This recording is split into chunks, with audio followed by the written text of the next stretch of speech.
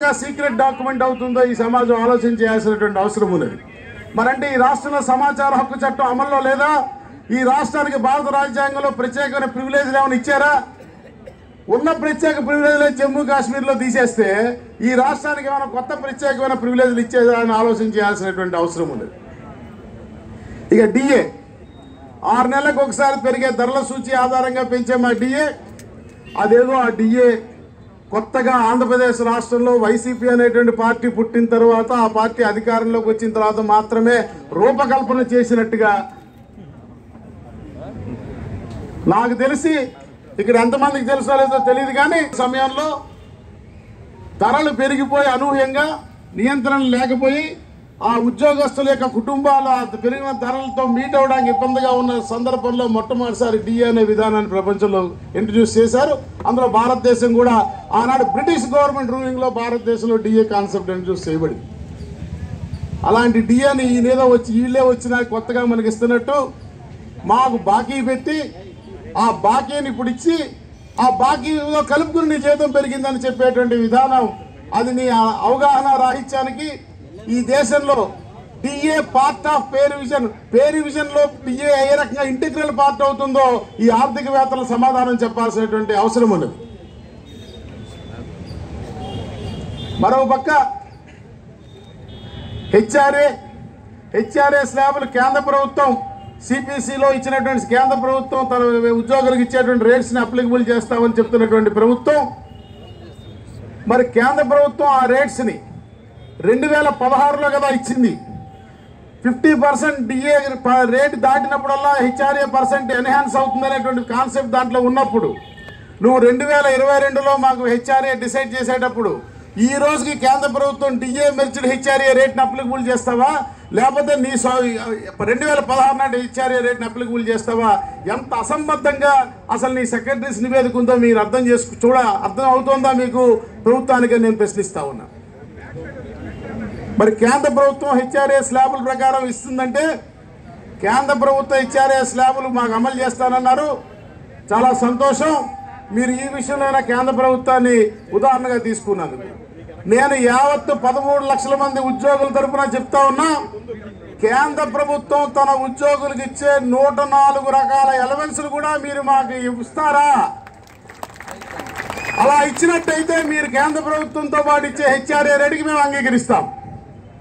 ఇంటి నుంచి కార్యాలయానికి వెళ్ళడానికి ట్రాన్స్పోర్ట్ ఎలవెన్స్ కూడా కేంద్ర ప్రభుత్వం తన ఉద్యోగులకు ఇస్తుందనే వాస్తవం ఆ సౌలభ్యాన్ని అనుభవిస్తున్న ఐఏఎస్ అధికారుల కమిటీకి తెలియదా అని అడుగుతా ఉన్నా. వారు అనుభవిస్తున్న సౌలభ్యం, వారు తీసుకుంటున్నటువంటి ఎలవెన్స్ మాకు నిరాకరించమని వారు సూచిస్తే దానిని ఒప్పుకునేదానికి నీ రాజకీయ విజ్ఞత ఏమైందని అడుగుతా ఉన్నా ఈ పాలకుల్ని.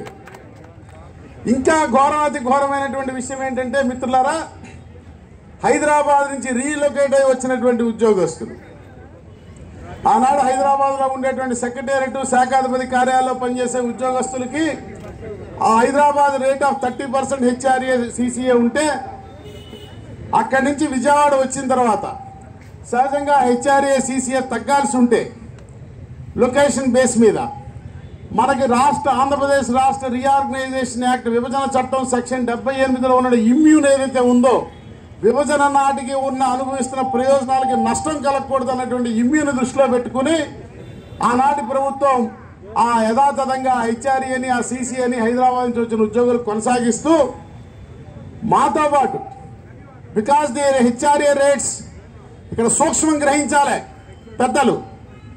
మనకేమో రాష్ట్ర ప్రభుత్వం నిర్దేశించినటువంటి హెచ్ఆర్ఏ అమలైతే ఐఏఎస్ అధికారులు, ఆల్ ఇండియా సర్వీస్ అధికారులకి కేంద్ర ప్రభుత్వం నిర్దేశించింది అమలవుతుంది. కాబట్టి మనకున్న ఇమ్యూన్ ఆ సెక్షన్ 78 ఏపీ రీఆర్గనైజేషన్ యాక్ట్లో మనకున్నటువంటి ప్రొటెక్షన్ వారికి లేదు. కాబట్టి వారు విజయవాడ వచ్చిన తర్వాత వాడు కేంద్ర ప్రభుత్వం యొక్క హెచ్ఆర్ఏ రేటు ప్రకారమే విజయవాడలో 16% తీసుకోవాల్సి ఉంది. కాబట్టి వెలగపూడిలో పెట్టిన సచివాలయంలో పనిచేసేవాడు 8% తీసుకోవాల్సి ఉంది. కాబట్టి వాళ్ళకి మాత్రం హైదరాబాద్ నుంచి వచ్చిన వాళ్ళకి అడిషనల్ హౌస్ రెంట్ అలవెన్స్ పేరు మీద నెలకి 40,000 రూపాయలు తీసుకునేదానికి ప్రభుత్వం ఉత్తర్వులు జారీ చేసిన యథార్థాన్ని సందర్భంగా మీ ముందు ప్రస్తావిస్తా ఉన్నా. వారు నెలకి 40,000 రూపాయలు హైదరాబాద్ నుంచి వచ్చిన కారణంగా additional house rent allowance draw చేసుకుంటూ హైదరాబాద్ నుంచి వచ్చిన ఉద్యోగస్తులకి ఎవరికైతే చట్టపరమైనటువంటి ఇమ్యూన్ ప్రొటెక్షన్ ఉందో వారికి మాత్రం హెచ్ఆర్ఏ తగ్గించేయండి, సీసీఏ తీసేయమని రికమెండ్ చేస్తే వాడి బుద్ధి ఏమైంది, అంగీకరించడానికి నీ బుద్ధి ఏమైందని నేను ప్రశ్నిస్తా ఉన్నా. ఇవాళకి కూడా ఈ రోజు కూడా రేపు 1 తారీఖు నాడు కూడా వారు 40,000 రూపాయల additional HRA house rent allowance తీసుకుంటున్నారు, డ్రా చేసుకుంటున్నారు అనేది నగ్న సత్యం అనే విషయాన్ని నేను మీ ముందు ప్రస్తావిస్తా ఉన్నా. ఈ విషయాన్ని నేను ఆ రోజు చర్చల సందర్భంగా ఆర్థిక మంత్రి సజ్జల రామకృష్ణారెడ్డి కూర్చున్న చర్చల సందర్భంలో నేను లేవనెత్తబోతే నన్ను అడ్డుకునే ప్రయత్నం ఐఏఎస్ అధికారి చేస్తే మీరు ఉండండి, నేను మాట్లాడినాక స్పందించడం మర్యాద అవుతుందని చెప్పి చాలా సూటిగా చెప్పి వారు తీసుకుంటున్న జీవోని నేను అక్కడ చూపిస్తే నిమ్మక నీరెత్తినట్టు ఐఏఎస్ అధికారులు మౌనం వహించింది యథార్థమా కాదా అని నేను ఈనాడు ప్రభుత్వాన్ని ప్రశ్నిస్తా ఉన్నా. ఇంత అసంబద్ధంగా ఏ విషయం తీసుకున్నా, ఏ అంశం, ఇప్పుడు పిఆర్సీతో ముడిపడి ఉన్నటువంటి అనేక అంశాలు, ఫిట్మెంట్ కావచ్చు, అయ్యారు ఆయన 20% ఇచ్చాడు, వద్దొద్దు మనం వచ్చేస్తున్నాం, దేవుడి ఆశీర్వాదం వల్ల మీ అందరి చల్లని చూపుల మన ప్రభుత్వం రాగానే 27% అయ్యారు ఇస్తానని చెప్పి ముద్దులు పెట్టి మరి మాకు చెప్పారే, మీ మాట నమ్మేమే, మీరేదో మాట తప్పరు మనవ తిప్పరని ఇందాక సిపిఎస్ ఉద్యోగులు మాట తప్పొద్దు మనవ తిప్పొద్దని ఉత్సాహంగా స్లోగన్స్ ఇచ్చారు. మీరు మాట తప్పరు మనవ తిప్పరని మేము నమ్మి మీరు ఇస్తారన్న 7% అదనపు అయ్యారు, కేవలం 7% అదనపు అయ్యారే కాకుండా 20 సగటు మధ్యతరగతి మనస్తత్వం కలిగిన ఉద్యోగస్తుడు 27% అయ్యారిస్తే ఇంకా ఫిట్మెంట్ దాని ఇంకెంత ఇస్తాడో అని ఆశపడి మీకు అందరికి మీకు గంప కొత్తగా మేము ఓట్లు వేసింది యథార్థమా కాదా, మా ఓట్లను మీరు ఆ రకంగా మాకు తాయిలాండ్ ఆఫర్ చూపించి తీసుకున్నారా లేదా చెప్పమని నేను ప్రభుత్వాన్ని ప్రశ్నిస్తా ఉన్నా. సరే ఇచ్చారు, తిన్నాం, అన్నం పెట్టారు, తిన్నాం, ఇప్పుడు కక్కమంటావా? ఉద్యోగులకు పెట్టిన తిండిని వారిని కక్కమని ఆ కక్కిన కూడికి ఆశపడుతుందా ఈ ప్రభుత్వం? నాకు అర్థం కావట్లా. అయ్యా సరే మేము సిద్ధం, మేము కక్కుతాం, రికవరీ చేసుకో, మా ఓట్లు మాకు వెనక్కి ఇచ్చేయని నేను ప్రశ్నిస్తా ఉన్నా. ఉద్యోగస్తుల తరఫున వారి కుటుంబాల తరఫున సిద్ధమేనా? మీరు ఇచ్చిన ఆఫర్, మీరు ఇచ్చినటువంటి ఆ ప్రామిస్ నమ్మి మేము వేసిన ఓట్లు మాకు తిరిగి ఇచ్చేస్తారా అని మీ యావత్ ఉద్యోగ ఉపాధ్యాయ పెన్షన్ల పక్షాన్ని నేను ప్రశ్నిస్తా ఉన్నా. ఇందులో ప్రభుత్వం నిర్ణయం చేసేటప్పుడు అసలు నాకైతే అర్థం కావటంలా. నేను మొదటి రోజు మాట్లాడినప్పుడు కూడా చెప్పాను, ప్రభుత్వాన్ని విమర్శించడం, రాజకీయ విమర్శలు చేయడం ఉద్యోగస్తుడిగా నేను పెద్దగా ఇష్టపడను. సహజంగా నేను ఒక నేను ఒక స్వీయ నియంత్రణ పెట్టుకుని ఒక ఫ్రేమ్లోనే నేను ప్రవర్తిస్తాను. ఎప్పుడు కూడా ఒక ఇంచు కూడా ముందుకి వెనక్కి మాట్లాడు. అటువంటిది ఈనాడు ఈ రకంగా మాట్లాడాల్సిన అనివార్య పరిస్థితి ప్రభుత్వం కల్పించింది. అసలు విజ్ఞత ఉన్న ఏ రాజకీయ నాయకుడైనా, రాజకీయ అధికారంలో కొనసాగాలని కోరుకునేటువంటి ఏ రాజకీయ నాయకుడు కూడా ఈ తరహా నిర్ణయాల్ని ఇచ్చింది వెనక్కి, సమాజంలో ఎవరికైనా ఇచ్చింది వెనక్కి తీసుకునేటువంటి నిర్ణయాన్ని ఏ రకంగా చేశారో నాకైతే అర్థం కావటంలా. అంటే నిజంగా ఆలోచిత నిర్ణయమా అనాలోచిత నిర్ణయమా కూడా అర్థం కానటువంటి పరిస్థితులు ఉన్నాయి. ఈ రకంగా మాకు రికవరీలు పెడతానంటారు, మరో పక్క మీరేమో రకరకాల పథకాలు అంటారు. ఈ ఉన్నటువంటి ఉద్యోగ ఉపాధ్యాయ పెన్షన్లు కోరుతున్నటువంటి వాస్తవ పరిస్థితులు ఏమున్నాయి? అలాగే ఇంకా మాకు ఇళ్ల స్థలాలు ఇస్తానన్నారు. మీరు ఒక పాజిటివ్ కామెంట్ చేశారు, చాలా సంతోషం ఇళ్ల స్థలం ఇస్తానన్నందుకు. ఇవాళ మీరు హౌస్ రెంట్ అలవెన్స్ అని ఇస్తున్న రేటుతో మీరు బిలో పావర్టీ లైన్, దారిద్ర్య రేఖకు దిగువ ఉన్నటువంటి ప్రజానీకానికి మీరైతే కేంద్ర ప్రభుత్వ హౌసింగ్ పథకానికి జగనన్న ఇళ్ల నిర్మాణ పథకాన్ని పెట్టుకుని మీరు ప్రచారం చేస్తూ మీరు ఇల్లు ఇస్తున్నారో, 2 గదుల ఇల్లు, కనీసం అలాంటి 2 గదుల ఇంటిని మీరు ఆఫర్ చేస్తున్న హెచ్ఆర్ఏకి ఏ ఊరిలో అయినా ఇప్పించేటువంటి పరిస్థితి ప్రభుత్వానికి ఉన్నదా? మరి అదే రకంగా మా హెచ్ఆర్ఏలు రిట్రాస్పెక్టివ్తో వెనకటి డేట్ నుంచి మీరు సవరించి రేటు తగ్గిస్తే, మీరు మా హెచ్ఆర్ఏలు వెనకటి డేట్ నుంచి రేటు తగ్గించి ఇవాళ మీరు ఫిక్స్ చేస్తే, ఇప్పటికే మేము ఇంటి యజమానులకు చెల్లించిన అద్దెని వారి నుంచి వసూలు చేసి మాకు తిరిగి ఇప్పించే అంటే చట్టం చేసే అధికారం మీ శాసన వ్యవస్థకు ఉన్నదా ప్రజాస్వామ్యంలో? అదే రకంగా మాకు అడ్మినిస్ట్రేటివ్ ఆర్డర్లు ఇచ్చేస్తా ఉన్నారు.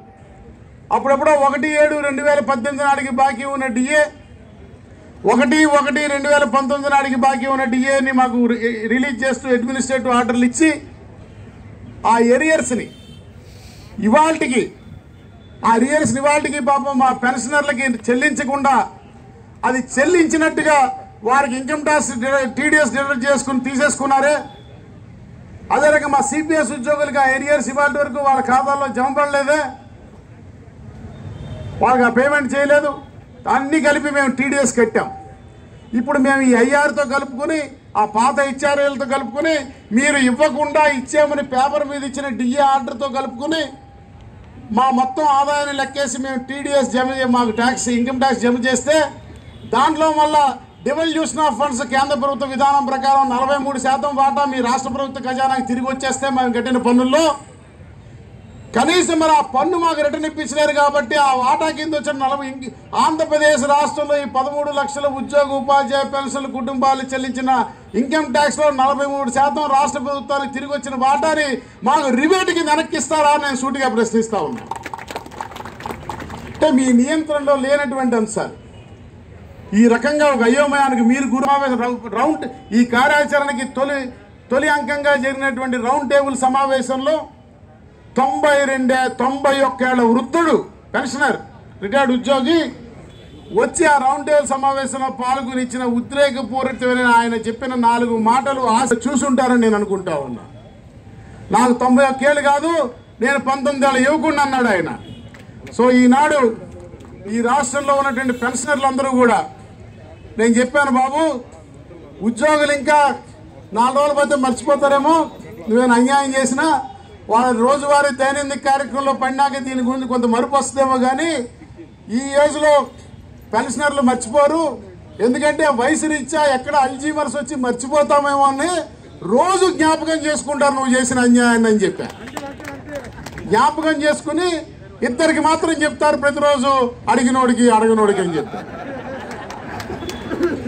ఇలాగే ఎవరో ఆర్థిక సంస్కర్తల పేరు మీద అప్పుడులో చంద్రబాబు నాయుడు గారి ప్రభుత్వంలో ఎక్కువ ఎర్రతోలతో ఉండి నల్లకోటులు వేసుకుని వచ్చేవాళ్ళని చూస్తుండేవాళ్ళం సెక్రటేరియట్లో. ఫారినర్స్ విదేశీయుల నుంచి ఎర్రతోలు నల్లకోటు. ఆ ఎర్రతోలు నల్లకోటు వాళ్ళు ఎవరో వచ్చి చెప్పారని అప్పుడు కూడా చంద్రబాబు నాయుడు ఉమ్మడి ఆంధ్రప్రదేశ్ రాష్ట్రంలో పెన్షనర్లకి డిఏ ఇవ్వనని ఆపేశాడు. మీకు గుర్తుండే ఉంటుంది, గుర్తుంది కదా. అది ఏమన్నా ఆనాడు కూడా నేను జేఏసీలో ఉన్నా. ఆనాడు AP NGOs, Telangana NGOs, PRTU, STU నాయకత్వంలో కూడిన జేఏసీకి నేను రాష్ట్ర కోశాధికారిని.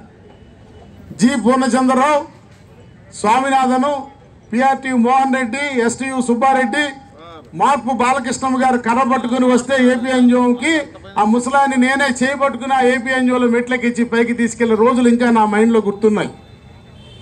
మేమందరం కలిసి చెప్పాం, సార్ పెన్షనర్లతో పెట్టుకుంటున్నారు, ఉద్యోగులతో పెట్టుకున్నా ఏమన్నా బయటపడే అవకాశం కాస్తో కూస్తో ఉంటుందేమో, కానీ పెన్షనర్లకు గెలికినోడు బాగుపడిన దాఖలా లేదని చాలా స్పష్టంగా చెప్పాం. ఏం కాదు, నేను ప్రతిపక్షంలో కూర్చుంటాను కానీ పెన్షన్లు డిఏ ఇవ్వను అన్నాడు. తర్వాత ఇచ్చాడు, ఇవ్వాల్సి వచ్చింది. ఎందుకంటే ముఖ్యంగా ఈ టీచర్లు, నేను తప్పుడు భావంతో అనలేస్తుంది, ముఖ్యంగా ఈ టీచర్లు తెలంగాణ ఏరియాలో ఊళ్ళల్లో రచ్చబండ దగ్గర కూర్చొని దారంటి వాళ్ళందరినీ పిలిచారు ఇట్రా అని చెప్పి పంతులు గారు అయ్యో నమస్కారం, పంతులు గారు నమస్కారం పెడితే రమ్మని పిలిచి అందరిని కూర్చోబెట్టి అబ్బాయి ఈ ప్రభుత్వం లాభం లేదు, ఈడు ఉన్నన్ని వీగేస్తున్నాడు, లాభం లేదని చెప్పారు. వాడు అప్పుడు దాకా వారికి ప్రభుత్వం నుంచి ఏం వచ్చినా మర్చిపోయి ఈ ప్రభుత్వం లాభం లేదని చెప్పి పంతులు గారు చెప్పిన మాట బుర్రలోకి ఎక్కించుకుని ఆ ప్రకారమే పోలింగ్ బూత్కి వెళ్ళాడు, ఫలితం ఆయన చూశాడు. సో ఇప్పుడు కూడా